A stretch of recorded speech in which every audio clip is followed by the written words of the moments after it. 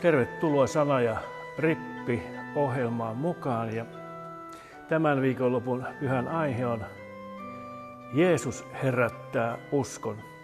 Eli sehän kertoo jo ihan kaiken, mistä tänään tuo teksti kertoo ja mistä muutaman sanan sanon. Mutta ennen kaikkea meillä on mahdollisuus yhdessä hiljentyä synnin tunnustukseen, laittaa kaikki pahat asiat pois mielestä, jotka painavat tai ahdistavat, pelottavat. Ja kun julistan synnin päästön, niin muista, että se on Jumalan vakuutus, että kun haluat laittaa syrjään syntisi, niin Jumala on ristillä sovittanut joka ikisen sinun syntisi, menneen, nykyisen, tulevan. Mutta tänään on siis Jeesus herättää uskonnon tämän pyhän seudun aihe, ja teksti on Markuksen evankeliumista ja kertoo tällaisesta tapahtumasta, tämmöinen anoppiteksti. Synagogasta he menivät suoraan Simonin ja Andreaksen kotiin. Jaakob ja Johannes olivat mukana. Simonin anoppi makasi kuumeessa ja hänestä kerrottiin heti Jeesukselle. Jeesus meni hänen luokseen, otti häntä kädestä ja auttoi hänet jalkeille. Kuume lähti naisesta ja hän alkoi palvella vieraitaan. Illalla auringonlaskun jälkeen Jeesuksen luo tuotiin kaikki sairaat ja pahojen henkien vaivaamat. Koko kaupunki oli kerääntynyt oven edustalle. Hän paransi useita erilaisten tautien vaivaamia ja ajoi ulos monia pahoja henkiä. Hän ei antanut henkien puhua, koska he tunsivat hänet.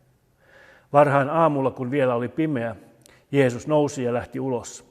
Hän meni paikkaan, jossa hän sai olla yksin ja rukoili siellä. Simon ja hänen toverinsa riensivät etsimään Jeesusta ja löysivät hänet. He sanoivat hänelle, kaikki etsivät sinua, mutta Jeesus sanoi, me lähdemme nyt täältä ja menemme naapurikyliin. Minun on saarnattava sielläkin, sitä vartenhan minä täällä olen. Niin hän lähti ja kiersi kaikkialla Galileassa, saarnasi synagogissa ja karkotti pahoja henkiä.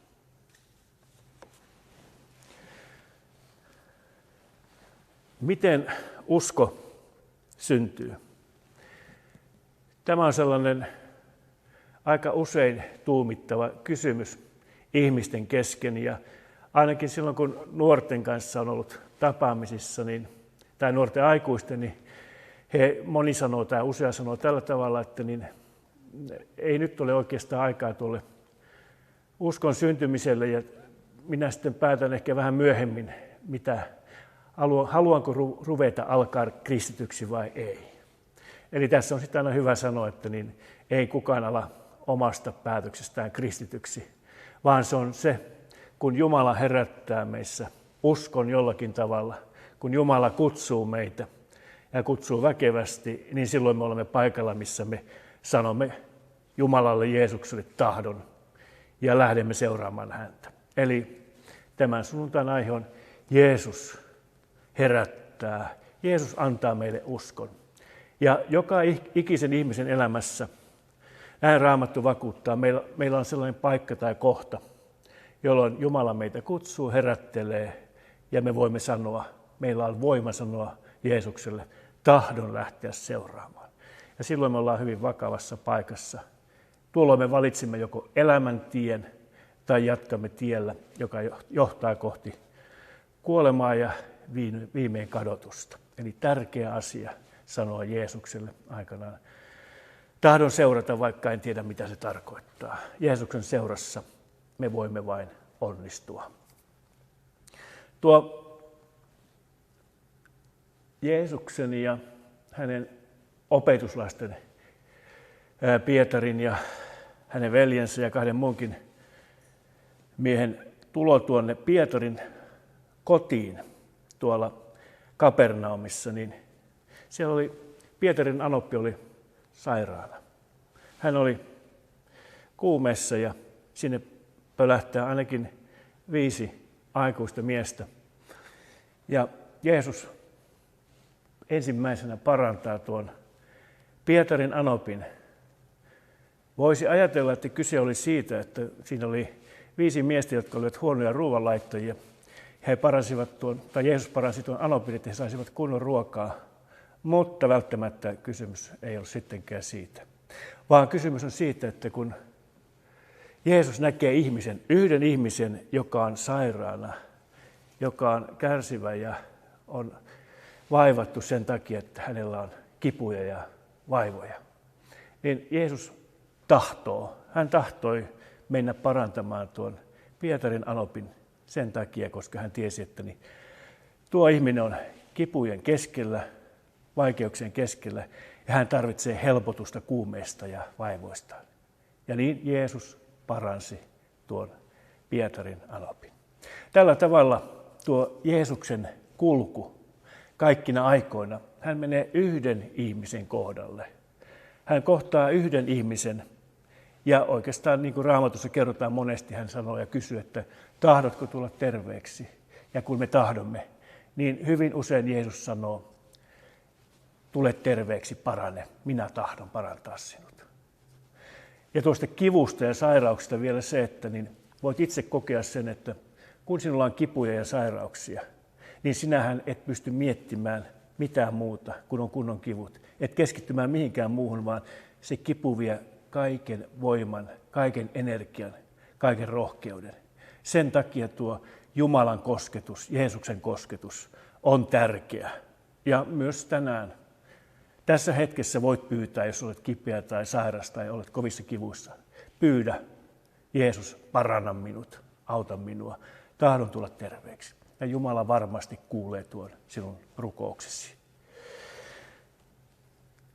Eli näin tuo Jeesus koskettaa yhtä ihmistä kerrallaan. Se on vähän sama kuin tuossa uskon syntymisessä. Yksi ihminen kerrallaan tulee uskoon, löytää tien vapauteen ja pelastukseen. Yksi ihminen kerrallaan parantuu ja saa voiman jatkaa uudestaan uudistuneen voimin. Tällainen Jumala ja vapahtaja meillä on. Eli yhden ihmisen sairaus tai kipu tai vaiva, niin Jeesus tulee lähelle. Toinen on se, että niin myös silloin kun me olemme yhdessä, niin tämä on aika tärkeä tai hyvinkin tärkeä asia, että kun seurakunta on koolla, no nyt on tämmöinen TV-seurakunta koolla, me olemme ainakin sinun kanssa kohdattavissa näin, niin silloin seurakunnan yhteinen rukous voi enemmän kuin yhden ihmisen rukous. Näin Raamattu vakuuttaa, että rukoilkaa yhdessä ja tämä tuttu Isä meidän rukous, jonka tänään rukoilemme, niin se kertoo, että me rukoilemme Isä meidän. Me rukoilemme yhdessä Jumalaa, että Jumala koskettaisi, auttaisi tai eheyttäisi tai antaisi meille niitä siunauksia. Meillä on erilaisia sanan ja rukouksen iltoja eri seurakunnissa. Muistan aina, kun olin tuolla nuorempana kävin Helsingin Tuomas-messuissa ja se oli hyvä, hoitava rukoustapahtuma minulle. Sai tulla vieraaseen seurakuntaan ja sai olla vähän niin kuin semmoinen mustanaamio kaupungissa, kukaan ei tunnistanut minua ja sai siellä olla rukoiltavana ja siunattavana ja se seurakunta, jota en tuntenut, sen rukous palveli minua ja antoi minulle voimaa. Siinä oli jotakin semmoista ihmeellistä. Siellä oli myös, niin kuin monissa paikoissa on tällaisia rukouslappuja, joihin saa kirjoittaa tärkeitä rukouksia, niin minä joskus kirjoitin niitä, mutta sitten päätin, että ne rukouslaput ei ole minua varten, koska aina kun tuli se minun, silloin kun se tuli luettavaksi se minun rukouslappu, niin se esirukoilija sanoi, että tästä en saa mitään selvää, on vähän huono käsiala. Eli me, joilla on huono käsiala, niin me voimme muulla tavalla olla yhteyksissä rukouspalvelutilaisuuksissa, mutta ehdottomasti tarpeellisia ja tärkeitä. Ja aina semmoinen tärkeääkin tärkeämpi on se, että me voimme, kun me rukoilemme, niin me muistamme, että Jeesus itse rukoilee meidän puolestamme. Tällä hetkellä Isän oikealla puolella. Ja vielä, mitä tapahtuu? Pyhä Henki rukoilee sanattomin huokauksin meidän puolestamme. Tänään tässä ja nyt me saamme yhdessä kertoa Jumalalle, mikä mieltä me painaa ja hiljennytään tähän synnin tunnustukseen. Armollinen Jumala, tunnustan edessäsi, että synti on sitonut minut, enkä kykene vapauttamaan itseäni. Olen rikkonut pyhää tahtosi vastaan ja torjunut käskyjesi siunauksen. Sinä näet kaiken väärän, senkin mitä itse en näe. Armaana minua poikasi Jeesuksen Kristuksen tähden. Herra on lähellä niitä, joilla on särkynyt sydän. Hän pelastaa ne, joilla on murtunut mieli. Jeesuksen Kristuksen palvelijana vakuutan sinulle, että Jumala antaa armossaan kaikki sinun syntisi anteeksi. Aamen. Ole hyvässä turvassa. Luen vielä ehtoollisen asetussanat ja ne kuuluvat tällä tavalla.